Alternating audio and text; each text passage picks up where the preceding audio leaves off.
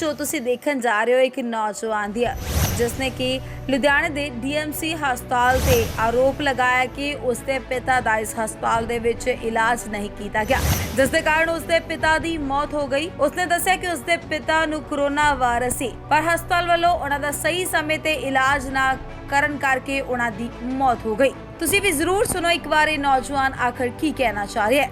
मैं ये वीडियो बनाने की हालत में तो नहीं हूँ, लेकिन आप सबको एक बात बतानी बहुत ज़रूरी थी। 4-5 दिन पहले मेरे फादर एक्सपायर हुए हैं and he was corona positive. ऐसा था कि फ्राइडे से 3-4 दिन पहले उनको फीवर चल रहा था थोड़ा सा एंड उनकी तबीयत ठीक थी, उनको ब्रीदिंग प्रॉब्लम भी नहीं आ रही थी, नॉर्मल थे, फीवर था हल्का फुल्का, तो दवाई दे रहे थे। और थर्सडे को उनकी तबीयत ज़्यादा ख़राब हुई है, तो मैं उनको लेके गया हूँ हॉस्पिटल, लेकिन किसी हॉस्पिटल ने एडमिट नहीं किया क्योंकि कोरोना का टेस्ट नहीं करवाया था। तो वो कहते हैं कि कोरोना का टेस्ट करवाओ फिर एडमिट करेंगे। तो मैं थर्सडे को शाम को डीएमसी, यहाँ पे एक हॉस्पिटल है दयानंद मेडिकल कॉलेज, सबसे बड़ा प्राइवेट हॉस्पिटल है, मैं वहाँ पे लेके गया पापा को एंड वहाँ पे उनका टेस्ट करवाया कोरोना का। वो कहते हैं कि 4 घंटे तक रिपोर्ट आ जाएगी या फिर अगले दिन सुबह 12 बजे तक। तो मैं लेके उनको घर आ गया उसके बाद, क्योंकि उनकी तबीयत तब सही थी, मेरे से बात कर रहे थे प्रॉपर। एंड फ्राइडे को सुबह उनकी तबीयत ज़्यादा ख़राब होगी एंड मेरे को एकदम से उनको डीएमसी दोबारा लेके जाना पड़ा बिकॉज़ उनसे सांस नहीं ली जा रही थी उसके बाद। तो मैं सुबह 10 बजे वहाँ लेके पहुँच गया हूँ पापा को। मैं वहाँ पे डीएमसी में मैंने कहा कि ऐसे पापा को सांस नहीं ली जा रही। उन्होंने इमरजेंसी के बाहर ये एक डिवाइस होता है ऑक्सीमीटर, उससे ब्रीदिंग चेक की पापा की, तो वो आ रही थी 40। मतलब नॉर्मल एक इंसान में मतलब 99-100 इतनी होनी चाहिए ऑक्सीजन लेवल एंड 90 से नीचे जाए तो ऑक्सीजन देनी पड़ जाती है एंड 60 से नीचे डेंजर होता है। तो पापा की आ रही थी 40 ऑक्सीजन मास्क लगाने के बाद। मैंने बहुत रिक्वेस्ट करने के बाद उन्होंने मेरे से ऑक्सीजन मास्क परचेज़ करवाया एंड इमरजेंसी के बाहर ही स्ट्रेचर के ऊपर पापा को वहाँ पे उन्होंने लिटा दिया एंड वहाँ पे उनको मास्क ऑक्सीजन का लगा दिया एंड तब भी उनको ऑक्सीजन आ रही थी सिर्फ 40। मैंने बहुत रिक्वेस्ट की डीएमसी वालों से कि एडमिट कर लो, लेकिन वो कहते जब तक रिपोर्ट नहीं आएगी कोरोना की तब तक हम कुछ भी नहीं कर सकते, पेशेंट को हाथ भी नहीं लगा सकते। मेरी आंखों के सामने पापा से सांस नहीं ली जा रही थी बिल्कुल भी एंड 12-1 बज गया मैं गया कलेक्शन सेंटर रिपोर्ट कलेक्ट करने। वो कहते हैं कि रिपोर्ट अभी नहीं आएगी, 5 बजे आएगी। और तो मैं वहाँ पे गया, मैंने कहा रिपोर्ट बहुत लेट आ रही है। मैंने फिर रिक्वेस्ट की वहाँ पे ऑन ड्यूटी जो डॉक्टर्स थे सबको, नर्स को रिक्वेस्ट की कि प्लीज़ आप तब तक ट्रीटमेंट तो फर्स्ट एड ट्रीटमेंट तो शुरू करो, ड्रिप लगा दो, कम से कम कुछ तो कर दो। लेकिन किसी ने कोई जवाब नहीं दिया वहाँ पे। फिर उसके बाद थोड़ी देर बाद मैं दोबारा गया वहाँ पे 1-2 बजे, मैंने कहा अब तो दे दो रिपोर्ट। तो वो कहते हैं कि अब 8 बजे आएगी और बिना उसके रिपोर्ट के वो लोग एडमिट भी नहीं कर रहे थे पापा को। तो उसके बाद हमने बहुत उनको बोला कि आप करो, एडमिट करो किस तरह। तो उसके बाद रिपोर्ट आई, 3-3:30 बजे रिपोर्ट आई। बहुत कहने के बाद उन्होंने रिपोर्ट दी हमें, 3-3:30 बजे रिपोर्ट आई जिसके अंदर पापा को कोरोना पॉजिटिव निकला। लेकिन जैसे ही हमने कहा कि अब तो कोरोना पॉजिटिव आ गया, अब तो आइसोलेशन में शिफ्ट कर दो, ट्रीटमेंट शुरू करो, तो उन्होंने अपने हाथ खड़े कर दिए, कहते हमारे पास बेड नहीं है, हम आपको एडमिट नहीं करेंगे, आप गवर्नमेंट हॉस्पिटल ले जाओ।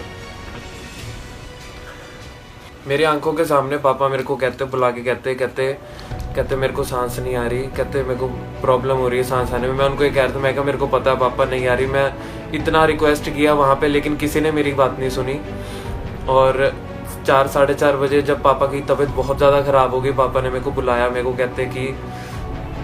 कहते अब मेरे से सांस ली ही नहीं जा रही। मैं एकदम से वहाँ पे रो पड़ा और मैं वहाँ पे बोल रहा था, चाचू को बुलाया मैंने, वहाँ पे मेरे साथ थे मेरे चाचू, मेरे ताया। मैंने उनको कहा, मैं कब पापा से नहीं बोला जा रहा, मैं कहा प्लीज़ जल्दी से कुछ करो। एट द एंड डीएमसी वालों ने हमें नहीं एंट्री दी वहाँ पे, ना एडमिट किया।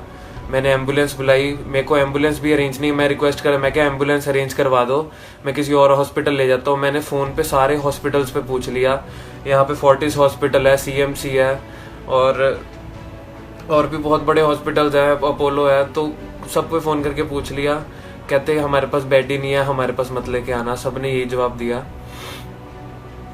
मुझे पता वहाँ पे मेरी क्या हालत थी, और मैं एम्बुलेंस भी मैंने अपने फ़ोन से बुक करवाई। एम्बुलेंस प्राइवेट एम्बुलेंस थी, डीएमसी से सिविल हॉस्पिटल लेके जाना था, गवर्नमेंट हॉस्पिटल।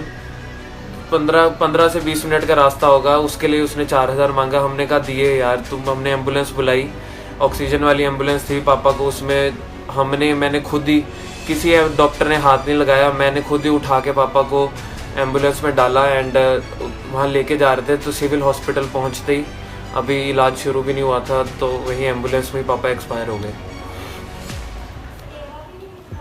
और सब मतलब इतना पैसा होने के बावजूद भी पापा ने सारी उम्र कमाया है, हमारे लिए कमाया है, एंड हम उनका ट्रीटमेंट तक नहीं करा पाए। मतलब मैं इस बात से हैरान हूँ, पापा को बेड ही नहीं मिला, ये कभी सोचा ही नहीं था।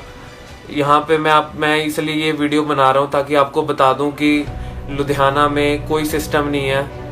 यहाँ पंजाब में बोल तो रहे हैं कि हम बेड्स प्रोवाइड कर रहे हैं, लेकिन ऐसा कुछ भी नहीं है। यहाँ पे कोई सिस्टम नहीं है। मैंने बहुत पेशेंट्स देखे वहाँ पे, ऐसे ही पड़े हुए हैं, किसी का कोई ध्यान नहीं रख रहे। मैं अब आपसे बस ये अभी पूरे हमारे घर को भी क्वारंटाइन किया हुआ है। हम सबके टेस्ट हुए हैं, क्योंकि मैं फादर के बिल्कुल डायरेक्ट कांटेक्ट में था।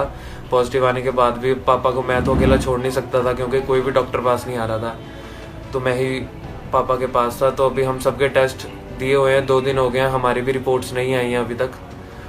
और मैं आप सबको बस यही इसलिए वीडियो बना रहा हूँ, मैं आप सबको ये कहना चाहता हूँ कि यहाँ कोई सिस्टम नहीं है। यहाँ पे आप अगर बीमार पड़ जाते हो तो आपको बेड नहीं मिलेगा। और डीएमसी वालों ने, मैं आपको एक रिक्वेस्ट करता हूँ, लुधियाना में जितने भी लोग हैं, डीएमसी बिल्कुल मत जाना। डीएमसी वालों को कोई परवाह नहीं है आपकी लाइफ की, हम कीड़े मकोड़े उनके लिए। मैं बहुत ट्राई कर रहा हूँ, मैं इस वीडियो में ना रहूँ, तो बस अब मैं वीडियो एंड करने लगा हूँ। आप लोग बस, मेरी ये रिक्वेस्ट है कि मैं 2-3 दिन से मेरे को अब ये पता लग गया कि अगर आप लोगों में से कोई किसी को बुखार लगता है तो सबसे पहले जाके टेस्ट करवा लो कोरोना का, क्योंकि 2-3 दिन तो रिपोर्ट्स आने में लग जाते हैं और ट्रीटमेंट शुरू होते होते बहुत टाइम लग जाता है। तब तक केस बिगड़ ना जाए। बस जिसको थोड़ा बहुत बुखार लगता है वो जाके करवाए टेस्ट अपना। और सिविल हॉस्पिटल जो है वो है लेवल 2 हॉस्पिटल है, बाकी सारे प्राइवेट हॉस्पिटल लेवल 3 हैं। तो सबसे पहले सिविल हॉस्पिटल जाओ। सिविल हॉस्पिटल वालों के पास लिस्ट होती है कि कौन से हॉस्पिटल में कौन सा बेड खाली है, फिर वो लिख के देते हैं, तो पेशेंट को एंट्री होती है किसी और बड़े हॉस्पिटल में। तो ये सिस्टम किसी को नहीं पता, ना कोई अवेयर कर रहा है, तो आप लोग रश कर सकते हो सबसे पहले सिविल हॉस्पिटल। मशीनरी वहाँ पे नहीं है, वेंटिलेटर वहाँ पे नहीं है, मेरे को पता है, लेकिन आप लोग अगर पैसा है, अप्रोच है, तो आप लोग सिविल हॉस्पिटल में से लिखवा सकते हो कि किसी बड़े हॉस्पिटल रिकमेंड कर दें, तो फिर वो भेज देते हैं। बाकी जितना आप लोग प्रिकॉशन ले सकते हो, ये कोरोना कोई मजाक नहीं है। अब तो हमारे साथ ही बीत गई ये चीज़।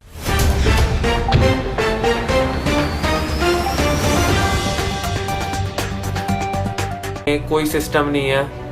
यहाँ पंजाब में बोल तो रहे हैं कि हम बेड्स प्रोवाइड कर रहे हैं, लेकिन ऐसा कुछ भी नहीं है। यहाँ पे कोई सिस्टम नहीं है। मैंने बहुत पेशेंट्स देखे वहाँ पे, ऐसे ही पड़े हुए हैं, किसी का कोई ध्यान नहीं रख रहे।